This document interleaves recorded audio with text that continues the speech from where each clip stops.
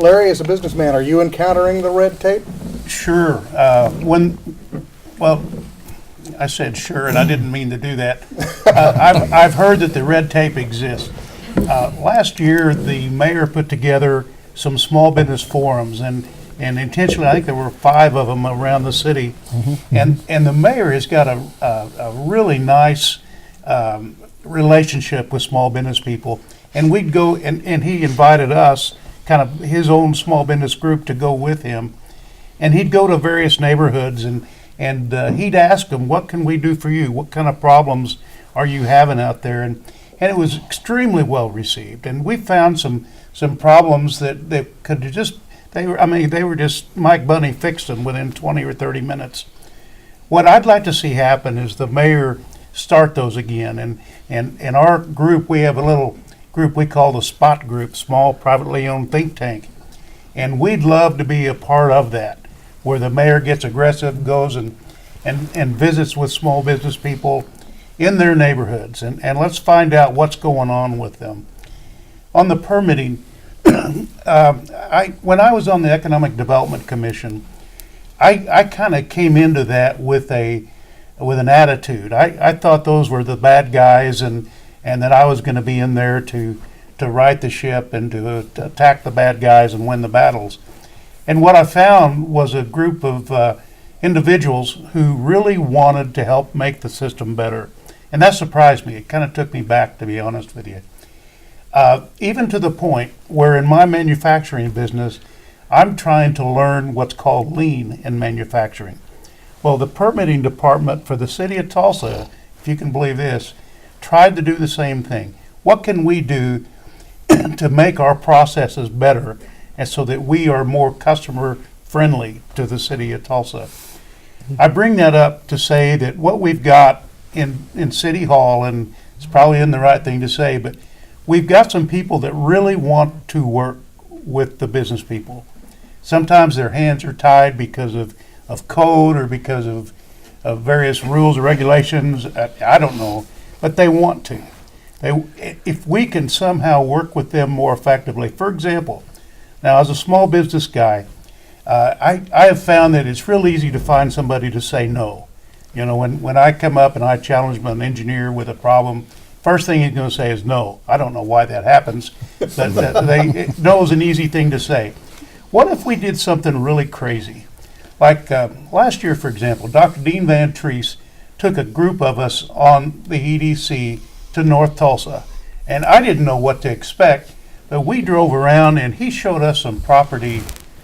Wow, there's some real value in North Tulsa that I think that if some of the local businessmen knew about that, I mean, they'd be all over it. I mean, some really tremendous bargains, and even if they were expensive, they're just beautiful land sites in North Tulsa. I didn't know about them. Well, what if we got with Mr. Page from the permitting department, and we got, a square mile or a piece of property in North Tulsa, and we experimented with it a little bit. And we did a moratorium on code, for example.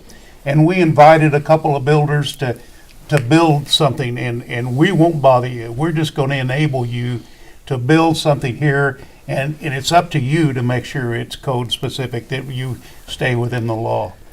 What if we did that, and then we had some metrics where we can kind of check that over time? What I'd like to see, and I know there are people sitting out there saying, you can't do that, you can't do that. I know you can't do it, but is there a way where we can get some people together that would do that would experiment with small business people in the north side of all over? I told you about the SPOT group, the small privately owned think tanks. I would really like to see a SPOT group in each of the council districts. Small business people maybe working with their local city councilor to try to solve the problems and try to bring creativity to the government. I really believe, even on the city council and city government, we have a group of people, elected people, that want to make our city better.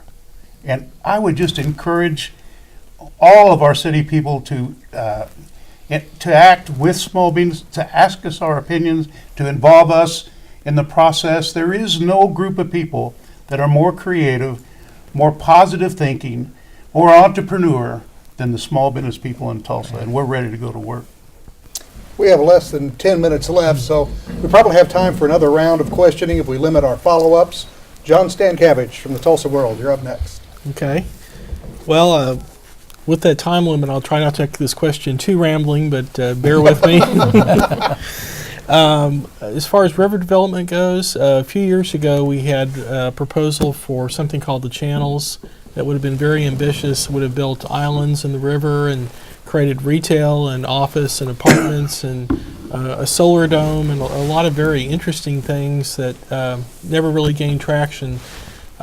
People have said that we need something on that scale, something that when you landed at Tulsa International Airport and you didn't really know Tulsa, you would say, I have to go see that. What's the prospect of making something significant like that a reality on the river? So far, we've just seen pretty much private investment. How much could the city get involved in that? And where does that fit in the priorities? We've heard a lot of talk about needing to raise money for incentives and different things. How does the river fit in, and what's your hopes for what we can accomplish there? Well, I think it fits in extremely well, and I think the private sector will lead us to whatever opportunity that there will be available to us, John.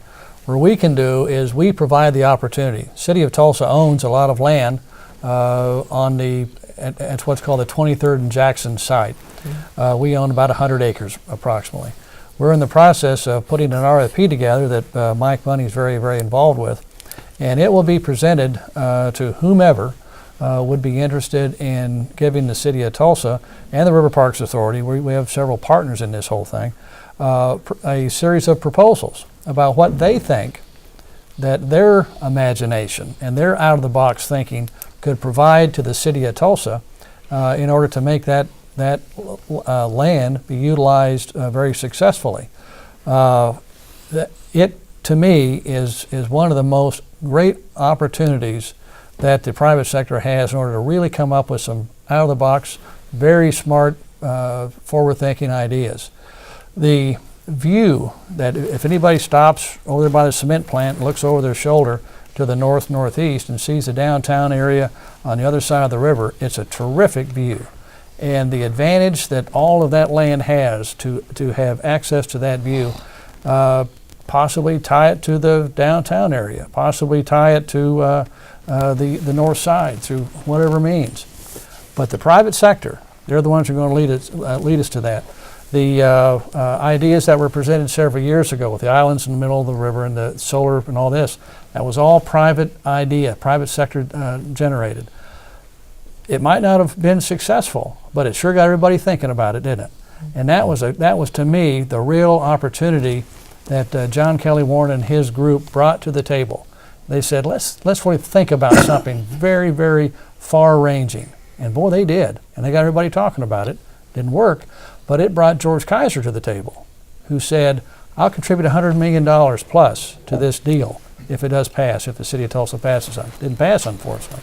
But it brought the private sector in. And now the George Kaiser Family Foundation is in the process of very seriously developing the east side of the river in an area. So a lot of good things are happening, but it's our job now as city government to provide the opportunity for the private sector to shine. Krista Flash from Channel 2. Some advocates of Planet Tulsa are afraid, very concerned that master plan will just sit on a shelf and go by the wayside. What is the city doing to make sure that doesn't just become another document that sits on a shelf? Well, one of the most important things that we're doing now is we all accepted it, first of all, and secondly, we're in the process of preparing to hire a planning director.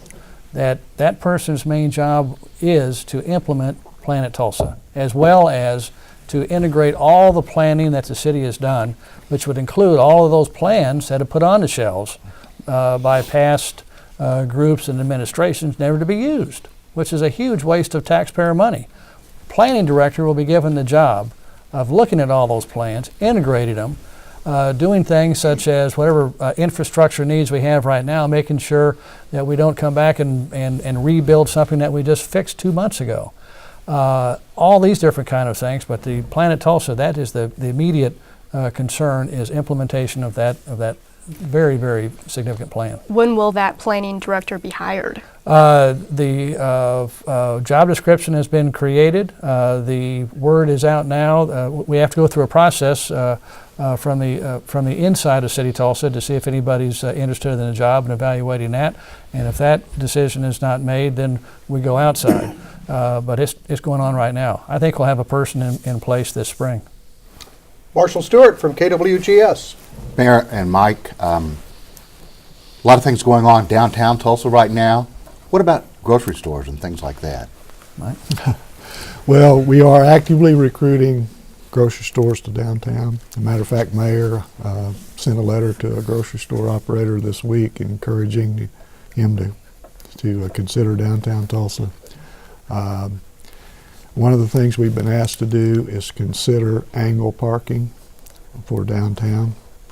We have agreed to certain sites within the downtown area where we would convert to angle parking in order to get the parking density, the in and out parking density needed to support a grocery store. And so, we're not at liberty to talk about who, when, where, how many, how big, Oh, come on. but we are actively recruiting a downtown grocery store and continue to see the need for it. And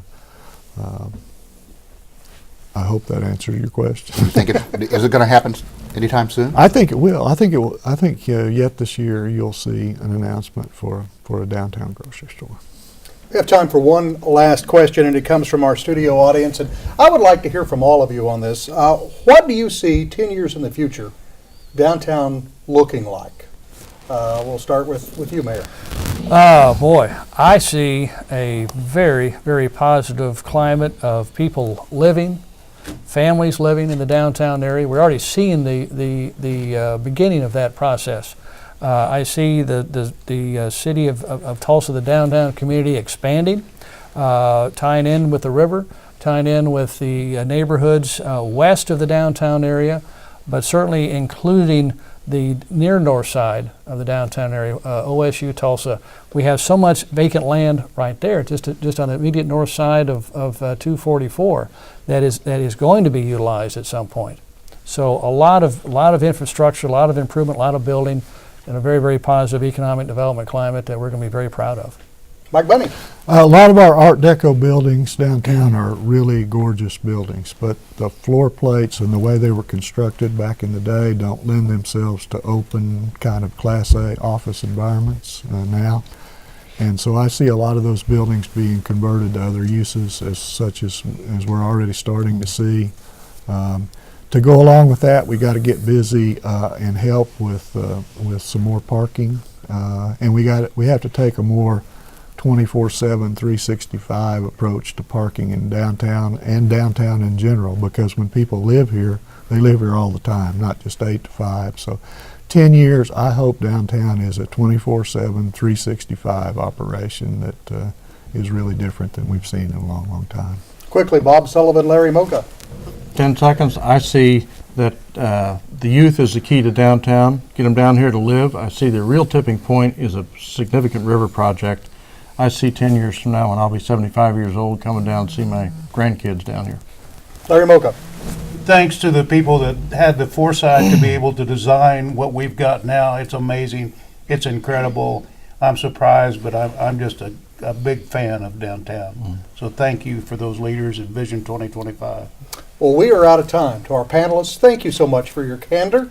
A special thank you to the students of TCC who make these broadcasts special and possible, and a thanks to our journalists. I'm John Durkee. Have a good day.